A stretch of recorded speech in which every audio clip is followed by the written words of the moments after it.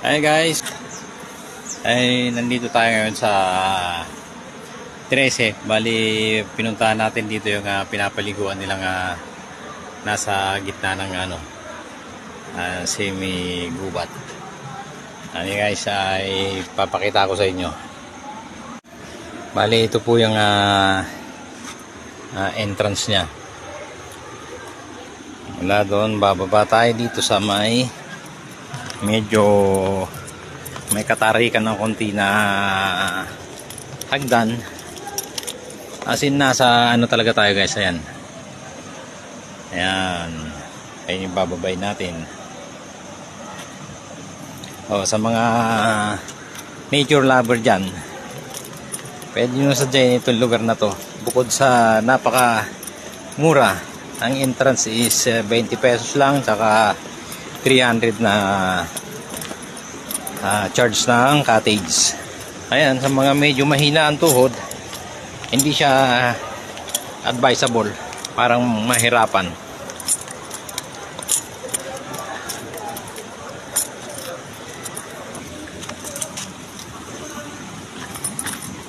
Ito guys, mag-i-import ka nga lang ng konti para makarating ka rito. Ayan, meron silang nakatagong paliguan. Ay, re-reveal ko sa inyo.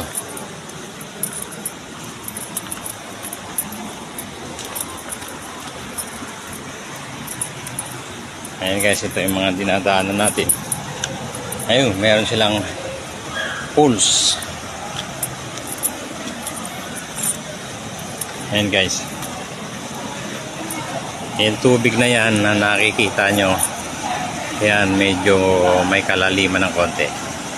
Ayan,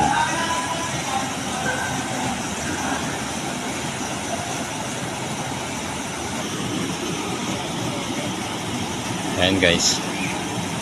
Tapos meron silang mga cottage dito na nilagay sa may gilid. Hindi siya classy pero okay na yan sa mga katulad nating medyo kapos ng budget. Ayan. Ayan siya guys, malalim yan, nasa 8 feet yata ang lalim. Tapos ito yung stair nya pa pagpakyat ka na. Ayan,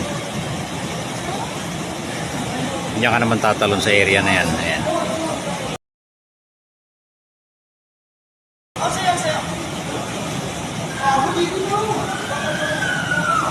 Ng falls guys, sa mga katulad nating naming mga laking probinsya, ay ayan,